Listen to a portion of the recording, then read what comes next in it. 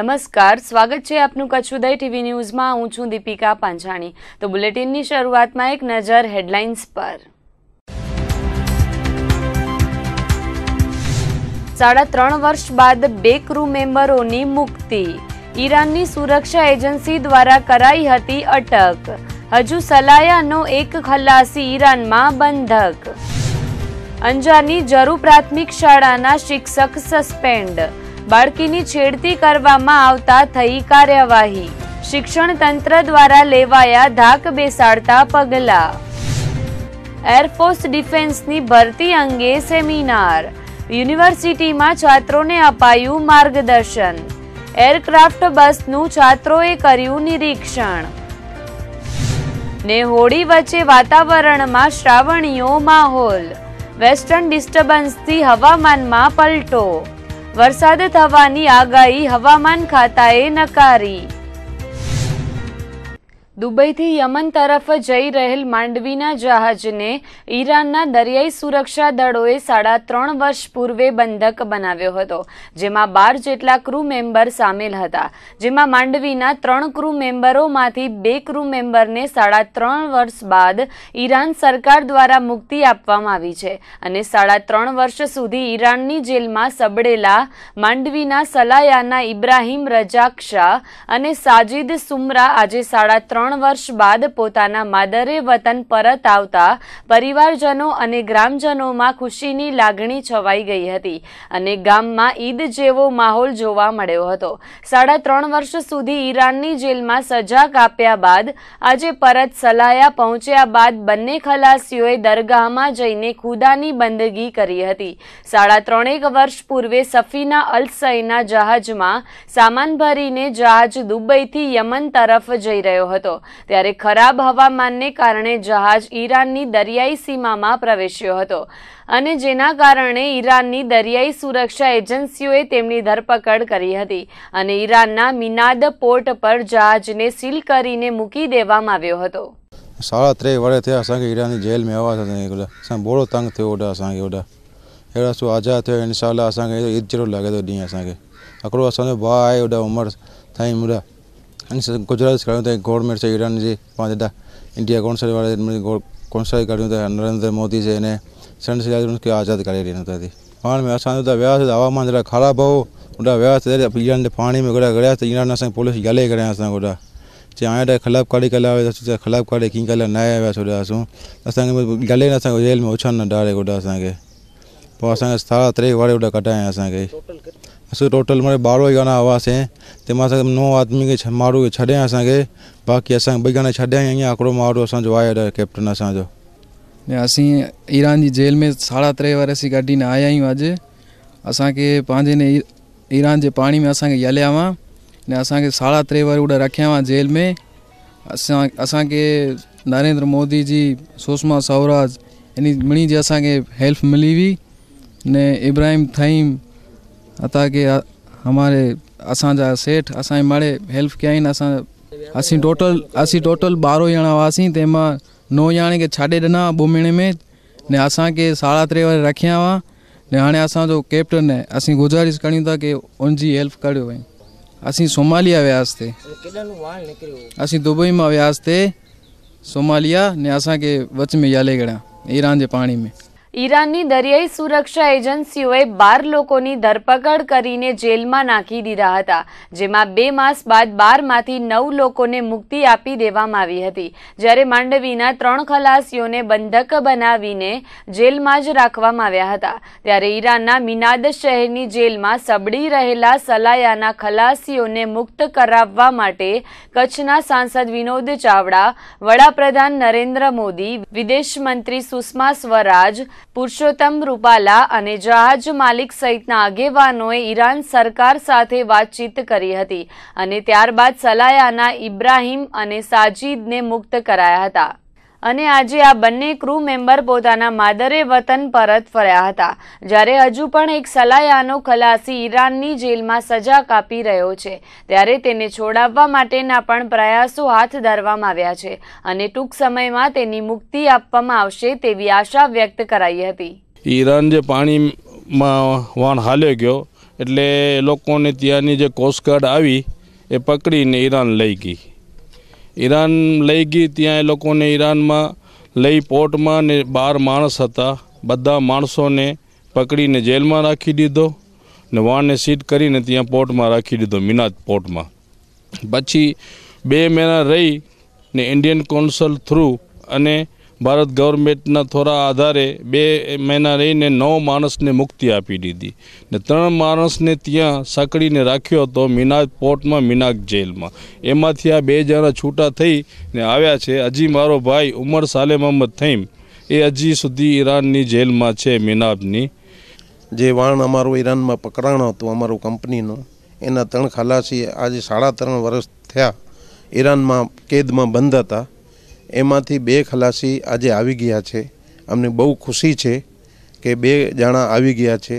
એના માટે અમારા બડાલા જમાત, કચ્છી વાણવાટા એસોસિએશન, ગામવાસી અને ખાસ કરીને આપણા વિનોદભાઈ ચાવડા અને પરસોત્તમભાઈ રૂપાલા એની વજહથી અને સુષ્મા સ્વરાજને લેટરને લીખી અમે દિલ્હી 2-3 વખત ઇલિયાસભાઈ સાથે ગયા હતા અને એમાં બહુ જ યોગદાન આપી ને આજે અમારા 2 માણસો આવી ગયા છે અને 3જો માણસ આવવાની તૈયારી છે. એના માટે પણ અમે બહુ કોશિશ કરી રહ્યા છીએ અને બધા સાથે પાછો નવેથી રજૂઆત કરી છે, 1 માણસ જે બાકી છે એના માટે. તો અમને આશા છે કે એ લોકો જેમ આ 2 માણસને છોડાવી અને પોતાના પ્રયત્ન કરી તો 1 માણસને અમને સાથ સહકાર આપી ને અમારો 1 માણસ આવી જાય એવી રીતે અમે ગુજરાત ગવર્મેન્ટ અને કેન્દ્ર ગવર્મેન્ટ પાસે રજૂઆત કરીએ છીએ. શાળાના શિક્ષકે અભ્યાસ કરતી સગીર વયની છાત્રા સાથે અશોભનીય વર્તન કરતા જિલ્લા શિક્ષણ અધિકારીએ તેને સસ્પેન્ડ કરવાનો નિર્ણય લીધો છે.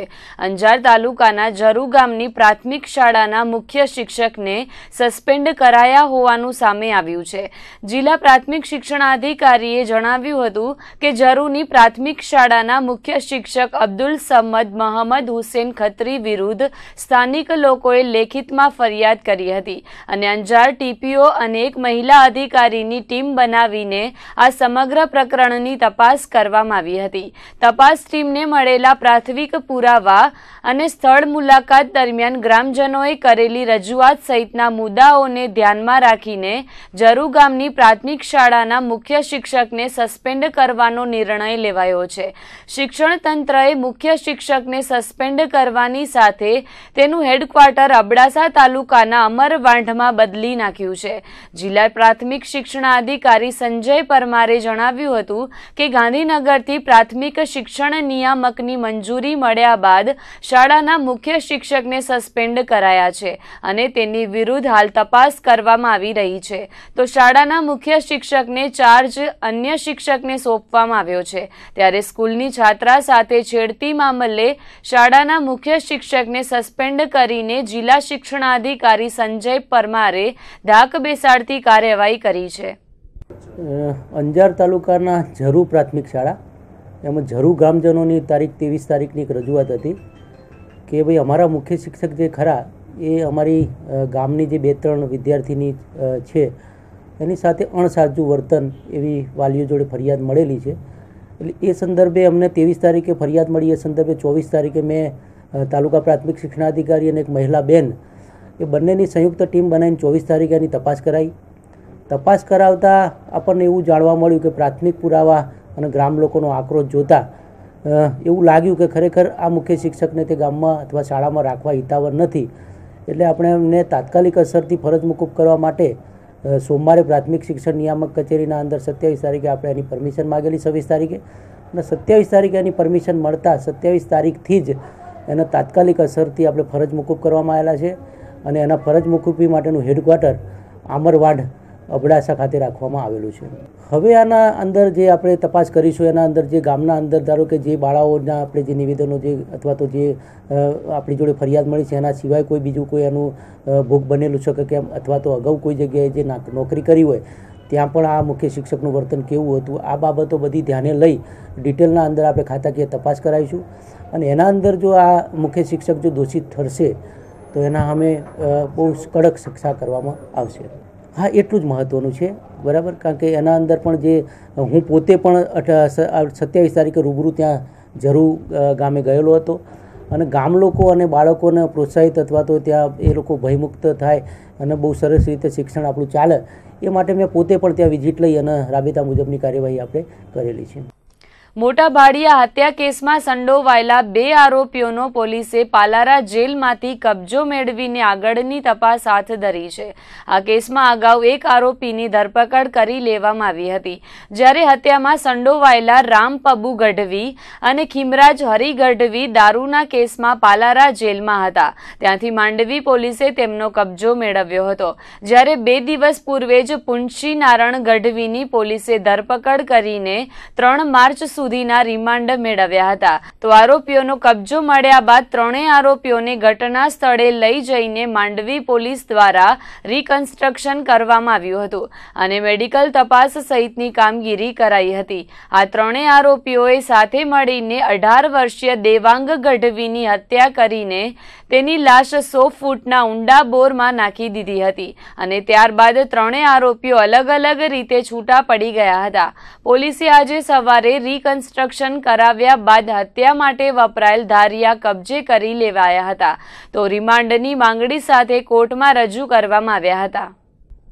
ભુજના માનકુવા નજીક બાઇક પર સ્કોર્પિયો કાર ચડાવીને યુવાનની કરાયેલી હત્યા મામલે પોલીસે તમામ આરોપીઓને ઉઠાવી લઈને પૂછપરછ હાથ ધરી હોવાનું જાણવા મળ્યું હતું.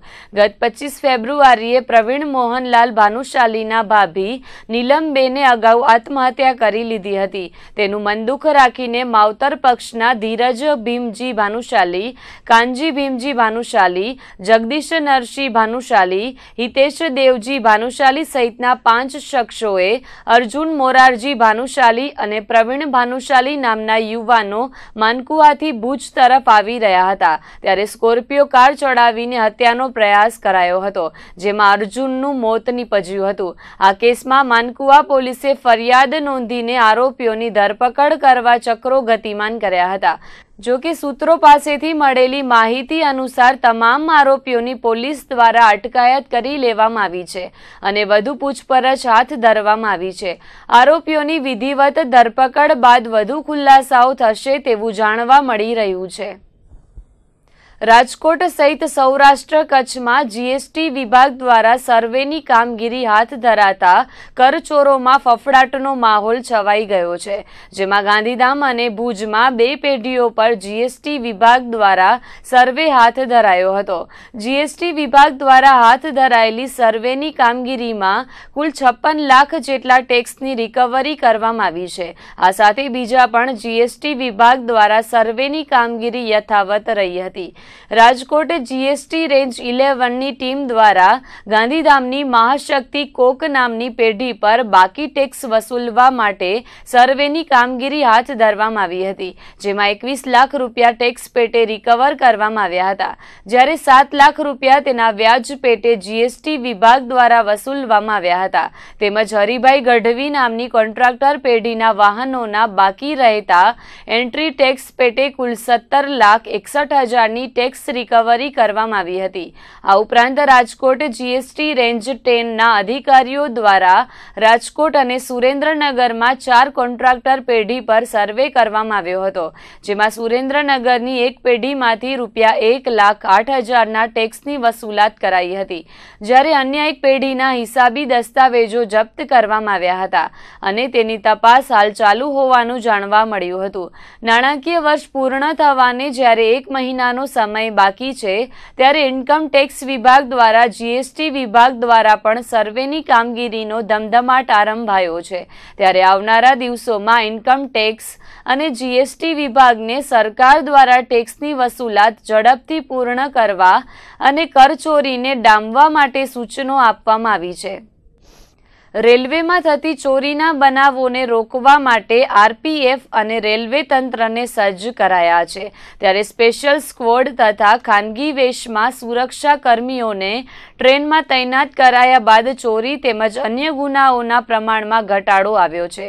ત્યારે કાલુપુર રેલવે સ્ટેશનને સિવિલ ડ્રેસમાં તૈનાત કરાયેલ આરપીએફના જવાનોને શંકાને આધારે એક વ્યક્તિની પૂછપરછ હાથ ધરી હતી, જેમાંથી એક ચોરીનો ભેદ ઉકેલાયો હતો। ત્યારબાદ સુરક્ષા કર્મીઓએ ચોરીનો ભોગ બનનારને પણ રેલવે સ્ટેશન બોલાવવામાં આવ્યો હતો અને તેમનો સામાન પરત કરી આપવામાં આવ્યો હતો। ગત મોડી રાત્રે 3 વાગ્યાના અરસામાં સિવિલ ડ્રેસમાં તૈનાત આરપીએફના જવાનો વોચ રાખી રહ્યા હતા। તે વખતે બેગ લઈને ઉતાવળે જતા એક શખ્સ પર શંકા જતા તેને રોકીને પૂછપરછ કરાઈ હતી। શખ્સની કડકાઈથી પૂછપરછ કરાતા તે ચંપાલાલીની ચાલી એફડી સ્કૂલની સામે જમાલપુરમાં રહેતો 25 વર્ષીય મોહમ્મદ ઇમરાન અબ્દુલ કાદર શેખ હોવાનું જણાવ્યું હતું। મોહમ્મદ ઇમરાન કચ્છ તરફ આવતી ટ્રેનમાં સૂતેલા પરિવારની બેગની ચોરી કરી હોવાનું કબૂલ્યું હતું। આરોપીને સાથે રાખીને આરપીએફના જવાનો જે વ્યક્તિની બેગ ચોરી કરી હતી તેને પરત આપવા માટે પહોંચ્યા હતા। કચ્છી વેપારી હરિલાલ પોતાના ગામ આધોઈ આવી રહ્યા હતા। તે દરમિયાન મોહમ્મદે બેગની ચોરી કરી હતી, જેમાં હરિલાલના કપડાં, દસ્તાવેજો, ગુજરાત મહારાષ્ટ્રની દારૂની પરમિટ, પ્રેસનું કાર્ડ અને મોબાઈલ ફોન હતા। જો કે આરપીએફની સતર્કતાને કારણે હરિલાલની માલમત્તા તેમને પરત મળી હતી। આરપીએફે મોહમ્મદ ઇમરાનની ધરપકડ કરીને તેને કાલુપુર રેલવે સ્ટેશન પોલીસને સોંપ્યો હતો। પોલીસે ચોરીનો ગુનો દાખલ કરીને આગળની કાર્યવાહી હાથ ધરી છે। પૂર્વ કચ્છ જિલ્લાના સામખિયાળી પોલીસ મથક દ્વારા ઝડપાયેલા શરાબના જથ્થાનો નાશ કરાયો હતો। વર્ષ 2017માં સામખિયાળી પોલીસે વિવિધ સ્થળોએથી પકડી પાડેલા શરાબનો જથ્થો નાશ કરતા ભચાઉનો સીમાડો દારૂની દુર્ગંધથી ગંધાઈ ઉઠ્યો હતો। લાખોના શરાબ ઉપર બુલડોઝર ફરી વળતા દારૂની નદીઓ વહી નીકળી હતી તો દારૂના પ્યાસીઓના મોઢામાંથી પાણી ટપકી પડ્યા હતા। સામખિયાળી પોલીસ સ્ટેશનના વરિષ્ઠ પીએસઆઈ જે.એમ. ગઢવીના જણાવ્યા અનુસાર સામખિયાળી પોલીસ સ્ટેશનના વરિષ્ઠ પીએસઆઈ જે.એમ. ગઢવીના જણાવ્યા અનુસાર સામખિયાળી પોલીસે વર્ષ 2017 દરમિયાન જુદા જુદા વિસ્તારોમાંથી ઇંગ્લિશ દારૂનો જથ્થો પકડી પાડ્યો હતો, જેમાં 22 ગુનામાં ઝડપાયેલા શરાબના જથ્થાને નાશ કરવા માટે પૂર્વ કચ્છ એસપી ભાવનાબેન પટેલના માર્ગદર્શન હેઠળ કોર્ટમાંથી મંજૂરી મેળવીને દારૂના જથ્થાનો નાશ કરવામાં આવ્યો હતો, જેમાં ઇંગ્લિશ દારૂની 35,50,000ની 10,897 બોટલ, 18,21,800ની કિંમતના 180 mlના 17,952 નંગ ક્વાટરિયા તેમજ 1,71,400ની કિંમતના 1,713 બિયરના ટીન મળીને કુલ ₹55,42,000ના જથ્થાને ભચાઉની સીમમાં લઈ જઈને કરમરિયા મહાદેવ મંદિર નજીક બુલડોઝર ફેરવી દારૂનો નાશ કરવામાં આવ્યો હતો। દારૂ નાશ કરતી વેળાએ ભચાઉ વિભાગના નાયબ પોલીસ અધિક્ષક રાકેશ દેસાઈ, ભચાઉના sub divisional magistrate Navaldan Gadhvi, Bhachau PI M R. Gothaniya, Rapar CPI D V Rana તેમજ સામખિયાળી પોલીસ સ્ટેશનનો સ્ટાફ ઉપસ્થિત રહ્યો હતો। આજરોજ નામદાર કોર્ટના હુકમ અનુસંધાને Lakadia police station, Bhachau police station તેમજ સામખિયાળી પોલીસ સ્ટેશનનો ઇંગ્લિશ દારૂનો નાશ કરગરિયા મહાદેવને પાછળના ભાગે કરવામાં આવેલ છે। આ મુદ્દામાલમાં ભચાઉ પોલીસ સ્ટેશનનો 1,03,00,000 તેમજ સામખિયાળી પોલીસ સ્ટેશનનો અંદાજે 50,14,000નો મુદ્દામાલ તેમજ લાકડિયા પોલીસ સ્ટેશનનો 1.5 લાખ જેટલો મુદ્દામાલ મળી અને 1,88,00,000 જેટલા મુદ્દામાલનો નાશ કરવામાં આવેલ છે। કચ્છ જિલ્લામાં ભેળસેળયુક્ત ચીજવસ્તુઓનું વેચાણ ખૂબ જ વધી રહ્યું છે અને વધુ નફો મેળવવાની લહાઈમાં વેપારીઓ લોકોના સ્વાસ્થ્ય સાથે ગંભીર ચેડા કરી રહ્યા છે। છેલ્લા થોડા સમયથી આવા ભેળસેળિયા વેપારીઓ પર ફૂડ વિભાગ દ્વારા ધોંસ બોલાવાઈ રહી છે, ત્યારે હોળી ધૂળેટી પર્વ દરમિયાન પણ ભેળસેળિયા તત્વો પોતાના મનસૂબાઓ પાર પાડી ન જાય તે માટે કચ્છનું ફૂડ તંત્ર હરકતમાં આવ્યું છે। હોળી અને ધૂળેટી પર્વની ઉજવણીને લઈને સમગ્ર કચ્છ જિલ્લામાં તૈયારીઓનો ધમધમાટ પરાકાષ્ઠાએ પહોંચ્યો છે, તો વેપારીઓ પણ લોકોની માંગને સંતોષવા માટે સજ્જ બન્યા છે। હોળી ધૂળેટીના પર્વ દરમિયાન ખજૂર, હાયડા, ગોળધાણા સહિતની વસ્તુઓ ઉપરાંત મીઠાઈઓનું વેચાણ પણ ખૂબ જ થતું હોવાથી વેપારીઓ દ્વારા પણ સ્ટોક ભરી લેવાયો છે। ત્યારે છેલ્લા લાંબા સમયથી કચ્છ જિલ્લામાં જે પ્રકારે ભેળસેળયુક્ત ચીજવસ્તુઓના વેચાણનું પ્રમાણ ઉચકાયું છે, તેને પગલે લોકોના સ્વાસ્થ્ય સાથે ગંભીર ચેડા થઈ રહ્યા છે. જિલ્લાવ્યાપી વેચાઈ રહેલી ભેળસેળયુક્ત ચીજવસ્તુઓ સામે ઉઠી રહેલી ફરિયાદોને પગલે ફૂડ વિભાગ દ્વારા ઘી, દૂધ, મીઠાઈ, ફરસાણના વેપારીઓ પર વ્યાપક દરોડા પાડવામાં આવી રહ્યા છે, જેના કારણે ભેળસેળિયા વેપારીઓમાં પણ ફફડાટ ફેલાયો છે. ત્યારે હોળી ધૂળેટીના પર્વને લઈને પણ ફૂડ વિભાગ સજ્જ બન્યું છે. ત્યારે માંડવીમાં ખજૂરના 3 વિક્રેતાઓની દુકાનોમાંથી નમૂનાઓ લેવામાં આવ્યા છે અને તપાસ માટે લેબોરેટરીમાં મૂકવામાં આવ્યા છે. આ બાબતે ફૂડ અધિક્ષક MG શેખે વિગતો આપતા જણાવ્યું હતું કે ફૂડ ઇન્સ્પેક્ટરો દ્વારા હોળી ધૂળેટીના પર્વને લઈને ચેકિંગ હાથ ધરવામાં આવ્યું છે. ત્યારે માંડવીના blue Perl fast food company, Sana enterprise તેમજ તાજીના ઇમ્પેક્સમાંથી ફૂડ ઇન્સ્પેક્ટરો દ્વારા ખજૂરના નમૂના લઈને તપાસ માટે લેબોરેટરીમાં મૂકવામાં આવ્યા છે. રાઇટ ટુ એજ્યુકેશન એક્ટ અંતર્ગત ધોરણ 1માં પ્રવેશ માટેની પ્રક્રિયાનો માર્ચના પ્રથમ સપ્તાહથી પ્રારંભ થવાનો છે. ત્યારે સમગ્ર રાજ્યની સાથે કચ્છના પ્રાથમિક શિક્ષણ વિભાગ દ્વારા પણ તૈયારીઓનો ધમધમાટ આરંભી દેવામાં આવ્યો છે. ગત વર્ષે ગરીબ પરિવારના બાળકોના હક પર શ્રીમંત પરિવારના બાળકોએ તરાપ મારી હતી. ત્યારે ગત વર્ષે જે પ્રકારે બોગસ બાળકોએ પ્રવેશ મેળવી લીધો હતો તેવા બનાવો આ વર્ષે પુનરાવર્તન ન થાય તે માટે RTE હેઠળ બોગસ પ્રવેશ અટકાવવા કચ્છનું શિક્ષણ તંત્ર સજ્જ બન્યું છે.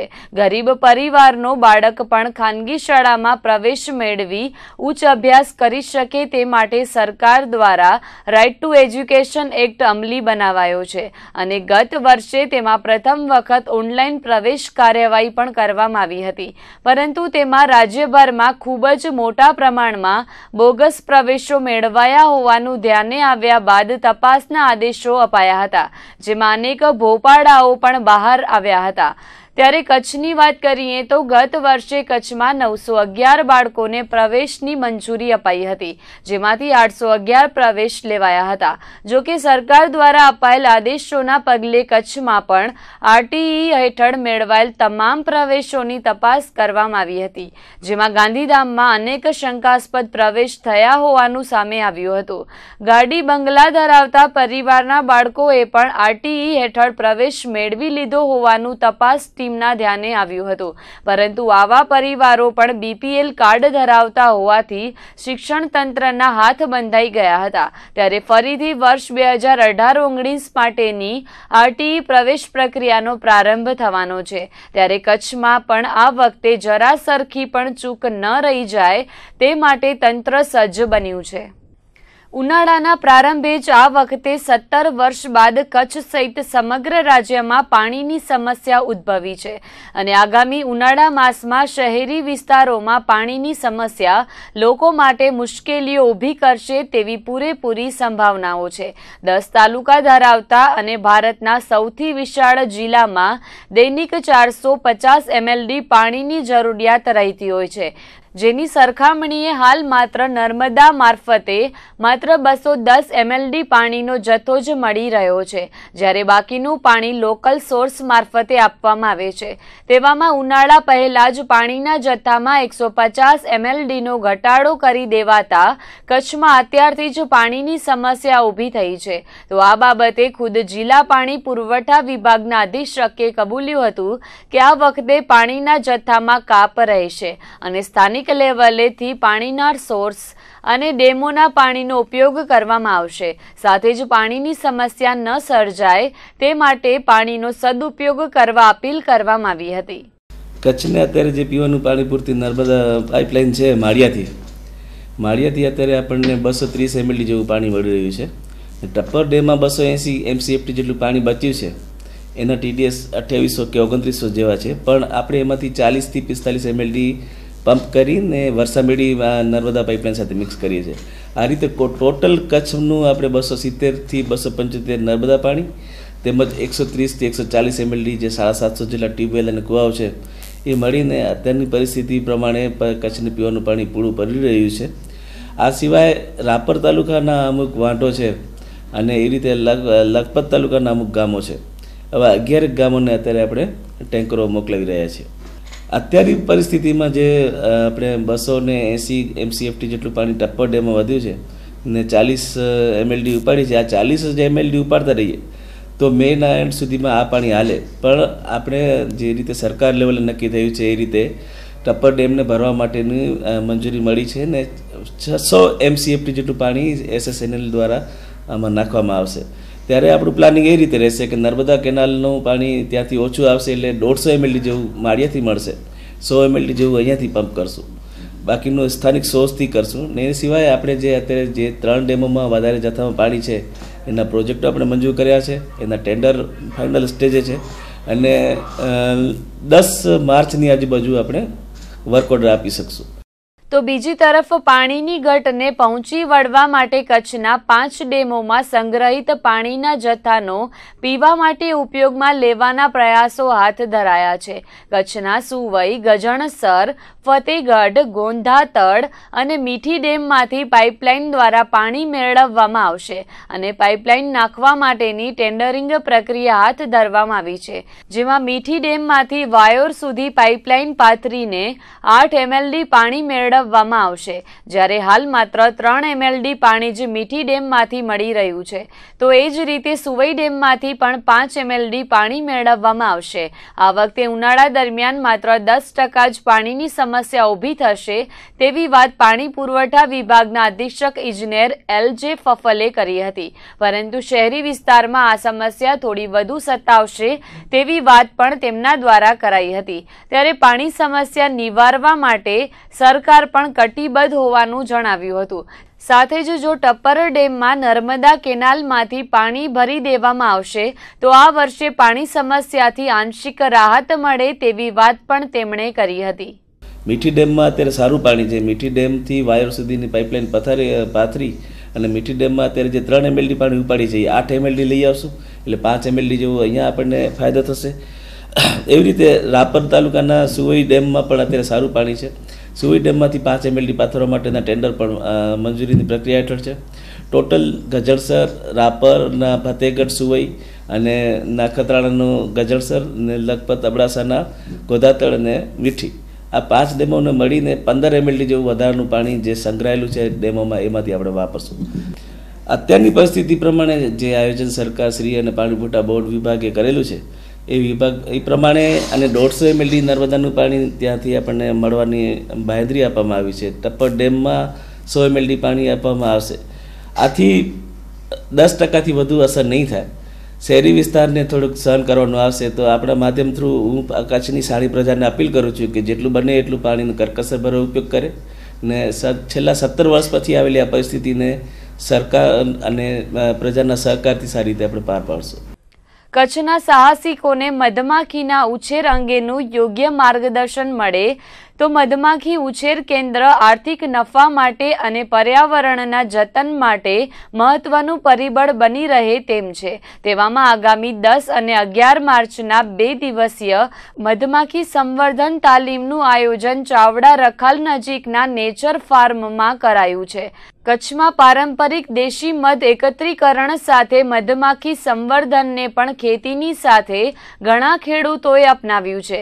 જોકે તેમાં યોગ્ય માર્ગદર્શન, તાલીમ અને સરકારી મદદ મળે તો કચ્છ એ માત્ર ગુજરાત જ નહીં પણ ભારતનું મધ એકત્રીકરણનું સેન્ટર બની શકે તેમ છે. ત્યારે મધ એકત્રીકરણ તેમજ સંવર્ધન માટે સરકાર, સ્વૈચ્છિક સંસ્થાઓ અને નિષ્ણાતોની મદદથી 2 દિવસીય મધમાખી સંવર્ધનની તાલીમ શિબિરનું આયોજન કરવામાં આવ્યું છે, જેમાં ખેતીવાડી વિભાગ, KVIC, APMC ભુજ, NDB, વિશ્વ માનવ કલ્યાણ ફાઉન્ડેશન અને મહાશક્તિ ખાદી ગ્રામ ઉદ્યોગ ટ્રસ્ટના સંયુક્ત ઉપક્રમે શિબિર યોજાશે. આ શિબિરમાં ભારતભરના 20 જેટલા નિષ્ણાંતો સાથે ખેતીવાડી વિભાગ પણ જોડાશે. કચ્છમાં એક અંદાજ મુજબ ગુજરાતમાં સૌથી વધુ 100 ટનથી વધારે મધનું ઉત્પાદન થાય છે, જે દિન પ્રતિદિન વધી રહ્યું છે.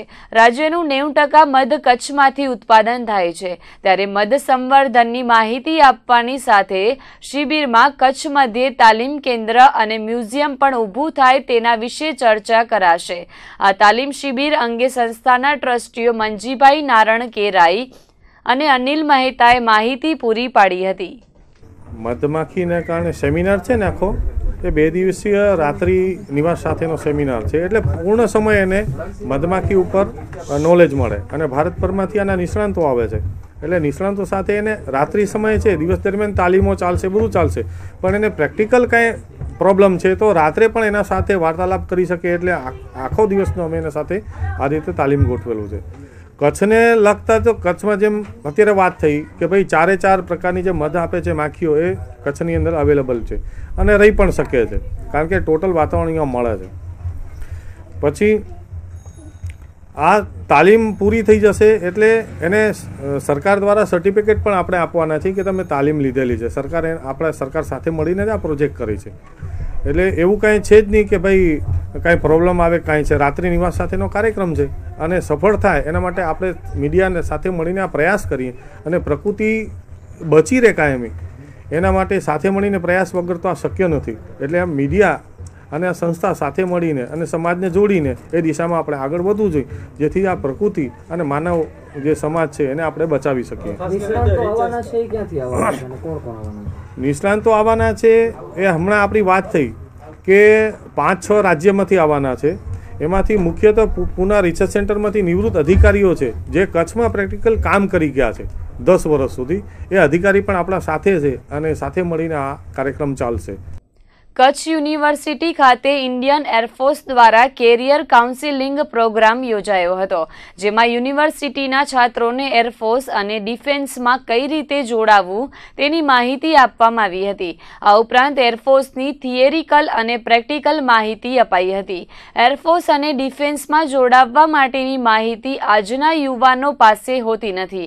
યુવાનોને આ ક્ષેત્રમાં કારકિર્દી ઘડવાની મહેચ્છાઓ તો હોય જ છે, પરંતુ યોગ્ય માર્ગદર્શનના અભાવે તેઓ આગળ વધી શકતા નથી. ત્યારે કચ્છ યુનિવર્સિટી ખાતે ઇન્ડિયન એરફોર્સ અને career counselling and development cell દ્વારા માર્ગદર્શક સેમિનાર યોજાયો હતો, જેમાં મુંબઈથી આવેલા ઇન્ડિયન એરફોર્સના વિંગ કમાન્ડર આશુતોષ વર્મા દ્વારા માર્ગદર્શન આપવામાં આવ્યું હતું. જેમાં પ્રથમ તો એરફોર્સ ક્યારથી સેવામાં આવ્યું અને એરફોર્સની શું કામગીરી હોય છે તેની પ્રાથમિક માહિતી અપાઈ હતી.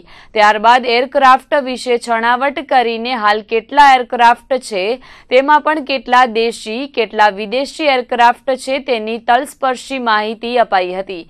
પ્રાથમિક વિગતો અપાયા બાદ એરફોર્સ અને ડિફેન્સમાં કઈ રીતે જોડાવવું તેનું માર્ગદર્શન અપાયું હતું, જેમાં લેખિત પરીક્ષા અને મૌખિક ઇન્ટરવ્યૂ અંગે માર્ગદર્શન અપાયું હતું.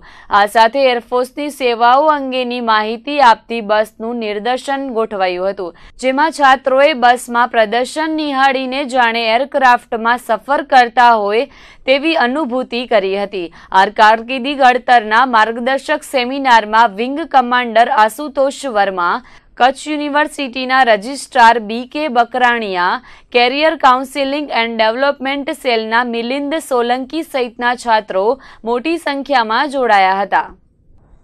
ખાસ કરીને વિદ્યાર્થીઓ અને કચ્છના વિદ્યાર્થીઓમાં ક્યાંક ડિફેન્સમાં જવાની ઈચ્છા તો હોય, પણ કેમ જવું ને ત્યાં સુધી કેવી રીતે પહોંચવું એ ક્યાંક એ લોકો એ બાબતથી અજાણ હોય છે.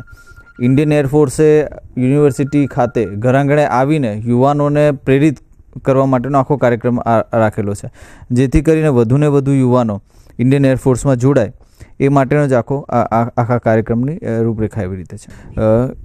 ઇન્ડિયન એરફોર્સ દ્વારા એકચ્યુઅલી એમની આખી હિસ્ટ્રી, ઇન્ડિયન એરફોર્સનું કમિટમેન્ટ શું હતું, કેવી રીતે ઇન્ડિયન એરફોર્સ અસ્તિત્વમાં આવી, ત્યાંથી લઈ અને કેવી રીતે જોડાઈ શકાય, એમાં ખાસ કરીને આપણે ગુજરાતી મિત્રો જે હોય તો આપણે ઘણી બધી સ્પર્ધાત્મક પરીક્ષાઓની તૈયારી કરતા હોઈએ, પણ ડિફેન્સની પરીક્ષાઓ લગતી આપણને માહિતી ખૂબ ઓછી હોય છે.